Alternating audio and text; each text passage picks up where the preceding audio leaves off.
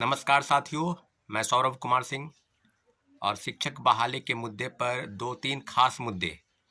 जो सरोकार है शिक्षक अभ्यर्थियों से, जिसका सरोकार है सरकार से। वर्तमान में जो एनडीए की सरकार है, बीजेपी जेडीयू की सरकार है, इस सरकार को आत्ममंथन करने की ज़रूरत है। परंतु आज हम चर्चा करेंगे इन बिंदुओं पर, जिन बिंदुओं पर जितने भी शिक्षक अभ्यर्थी हैं और जो छात्र हैं, जो इस बिहार के प्रतियोगिता परीक्षा में शामिल होने वाले हैं या प्रतियोगिता परीक्षा की तैयारी करने हैं, उन सारे लोगों को आत्ममंथन करने की ज़रूरत है। साथियों, आज आपको बता दें कि तीसरे फेज की बहाली की प्रक्रिया शुरू होने वाली है। यानी 10 तारीख से जो फॉर्म अप्लाई करना है उसकी तिथि शुरू हो जाएगी और 23 फरवरी तक उसके जो फॉर्म अप्लाई होने की बातें हैं वो कही जा रही है। तो अगर आपको याद होगा कि जिस तरह की चीज़ें टीआरई 1 में पूरक परिणाम को लेकर, सप्लीमेंट्री रिजल्ट को लेकर जिस तरह से घमासान मचा और लगातार डराने का प्रयास किया गया, खासकर शिक्षा विभाग से, और बीपीएससी ने आज अतुल प्रसाद जी का अवकाश ग्रहण करने जा रहे हैं बहुत जल्द, लगभग 2-3 दिन के बाद वो अवकाश ग्रहण कर जाएंगे। बीपीएससी के नए चेयरमैन कौन बनेंगे इसकी भी सुगबुगाहट राज्य सरकार की तरफ से होगी। परंतु अभी भी कई राजनीतिक मंथन चल रहे हैं एनडीए की सरकार को लेकर, महागठबंधन की सरकार क्या होगी नहीं होगी, फ्लोर टेस्ट होगा, आदि आदि कई चीज़ों पर मंथन होना है। हमको उस मुद्दे पर नहीं जाना है, हम इस विषय पर हम चर्चा करेंगे कि क्या युवाओं को आत्ममंथन करने की ज़रूरत नहीं है। आपको याद होगा कि पूरक परिणाम से लेकर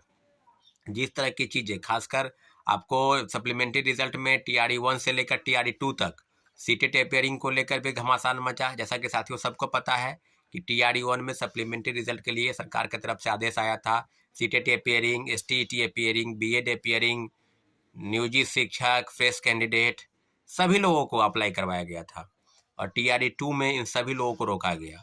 तो अब जो टीआरई 3 की जो संभावित चीज़ें हैं उसमें सप्लीमेंट्री रिजल्ट नहीं आया, 14,700 पदों की जो सूची भेजी गई और उसके लिए बीपीएससी ने लगभग 1 महीने तक बीपीएससी के पास धारा 144 लगा था और कोई भी शिक्षक अभ्यर्थी या छात्र संगठन या छात्र अभ्यर्थी बीपीएससी के पास गेट पर धरना प्रदर्शन, विरोध आदि नहीं कर सकते थे क्योंकि उनको डराया जा रहा है। तो लोकतांत्रिक तरीके से जो भी लड़ाई लड़ी जानी चाहिए थी, छात्र अभ्यर्थियों को लगातार चिट्ठी के माध्यम से, आवेदन के माध्यम से, आपको ग्रीवांस सेल में भी ये पूछा गया कि आपको अगर शिकायत करनी है तो अपने आवेदन के माध्यम से आप ग्रीवांस सेल में अपनी आवेदन को दे सकते हैं। और जो शिक्षक अभ्यर्थी जितने भी जिनको लग रहा था कि मेरे साथ गलत हुआ है, 90 में मिनिमम कट ऑफ को हमने पार कर लिया है, तो वो जाहिर सी बात है वो उन्होंने आवेदन दिया और आवेदन के बाद शपथ पत्र के साथ उन्होंने आवेदन जब दिया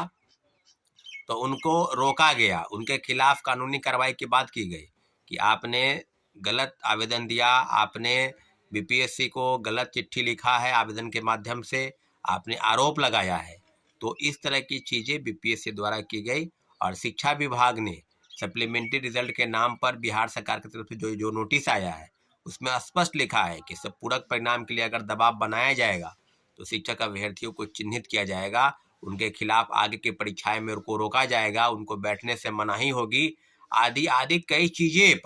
चीज़ों पर उनको कहा गया है। तो क्या अब युवाओं को ये नहीं सोचना चाहिए कि अगर डराने धमकाने से, जहाँ तक की बात नियोजित शिक्षकों की है, उनके लिए भी चिट्ठी निकाला जा रहा है, डीएम को चिट्ठी लिखा जा रहा है, जिला शिक्षा पदाधिकारी को चिट्ठी लिखा जा रहा है कि आप स्कूलों को चिन्हित करें कि कौन से स्कूल के शिक्षक आंदोलन की तैयारी कर रहे हैं। 13 तारीख को जो विधानसभा का सत्र चालू होने वाला है उसके लिए जो घेराव की बात कही जा रही है तमाम शिक्षकों संगठन से, उनकी बातों में उनका समर्थन करने जा रहे हैं। तो क्या अब सरकार की जो कवायद है और जो एनडीए की सरकार है उसके जो अपर मुख्य सचिव के पाठक है, क्या वो सुपर सीएम है कि उनकी ताकत इतनी बढ़ गई है कि उनको अनाप शनाप फैसले, अलोकतांत्रिक फैसले, ऐसे फैसले जहाँ तक कि बोलने पर भी आज़ादी पर रोक लगाई जाए, संविधान के अनुच्छेद 19 का खासकर उल्लंघन होता जा रहा है। तो सब मामलों में सरकार की तरफ से जो भी है, लेकिन इतना जरूर है कि जिस तरह से फर्जीवाड़ा प्रथम फेज में हुआ, द्वितीय फेज में डोमिसाइल और दिव्यांगता प्रमाण पत्र के आधार पर हजारों शिक्षक अभ्यर्थी नियुक्ति हो गए और वो भागे भागे फिर रहे हैं। थंब इम्प्रेशन के नाम पर, फोटो मिलान के नाम पर, आधार कार्ड का मैचिंग नहीं हो रहा है। तो कई जिलों से सूची आई है। तो अब आत्ममंथन करने की जरूरत है सरकार को कि आपने जब बहाली निकाली तो क्या फर्जीवाड़े तरीके से नियुक्ति प्रक्रिया को आगे बढ़ाना चाह रहे हैं, और जब विरोध हो रहा है तो युवाओं के आंदोलन को आप दबाने के लिए कई तुगलकी फरमान के माध्यम से चिट्ठी निकाल रहे हैं। तो अब जो बातें हैं उसमें कि युवाओं को आत्ममंथन करने की जरूरत है। सारे युवा इस वीडियो के माध्यम से हम आपको सूचित करते हैं कि जितनी भी चीजें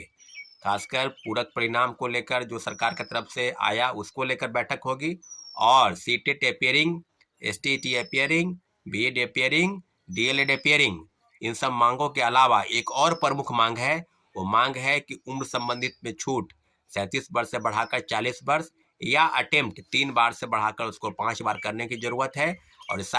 इन सारे चीज़ों पर लोकतांत्रिक तरीके से जो भी लड़ाई लड़ी जाएगी, डरने की जरूरत नहीं है। हम सभी लोग एकजुट हैं और निश्चित रूप से अपनी लड़ाई को अंतिम मुकाम तक पहुंचाने के लिए सरकार के समक्ष अपने आवेदन के माध्यम से सरकार के तक रखेंगे और सभी को एकजुट होकर लड़ने की जरूरत है। लेकिन मैं पुनः आपसे आग्रह करता हूं कि आत्ममंथन आपको करना है, लेकिन डरने की जरूरत नहीं है। सारी चीज़ों पर आपको अवगत करा देंगे, लेकिन इतना जरूर है कि युवा बस अगर आप वीडियो देखने तक सीमित हैं, न्यूज़ जानने तक सीमित हैं,